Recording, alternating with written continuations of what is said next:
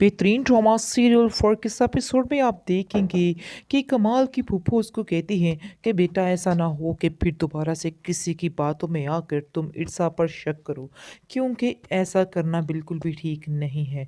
मैंने तो तुमसे पहले दिन ही कह दिया था कि इर्सा बहुत ही अच्छी और शरीफ लड़की है, लेकिन तुम फिर आइजल की बातों में आ गए थे।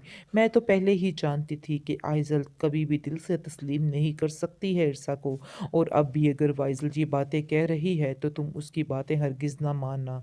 मैं जानती हूँ कि वो तुमसे बहुत ज़्यादा प्यार करती है, लेकिन इसका मतलब ये नहीं है कि तुम ये भी मान लो कि वो ईर्षा से भी प्यार करती है। ऐसा नहीं हो सकता है, क्योंकि वो ईर्षा को कभी भी पसंद नहीं करती थी और ना ही वो अब पसंद करती है।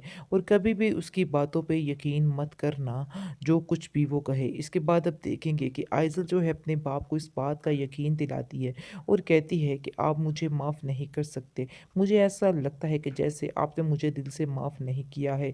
जब का आप जानते हैं मैंने ये सब कुछ किया है, मेरे दिल में एक अजीब-सी हलचल है। मुझे ऐसा लगता है कि जैसे आपने मुझे माफ़ नहीं किया है।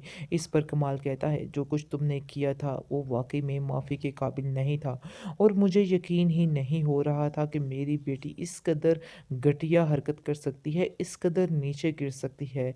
आगे से वो कहेगी कि असल बात ये थी कि मैं कहती थी कि मेरे अलावा कोई भी मेरे बाप के साथ उसका प्यार शेयर नहीं कर सकता है। मैं यही समझती रही और यही सोचती रही, लेकिन मैं बिल्कुल गलत थी।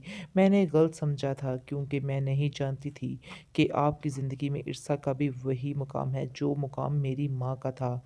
इसको मैं कभी भी जुटला नहीं सकती थी। मैं थोड़ी देर के लिए खुदगर्ज हो चुकी थी। आगे से वो कहती है कि मैंने छोटी मामा से भी माफ़ी माँग ली है और उन्होंने मुझे माफ़ कर दिया है। इसलिए बेहतर यही होगा कि आप भी मुझे माफ़ कर दें, ताकि हम नई ज़िंदगी शुरू कर सकें।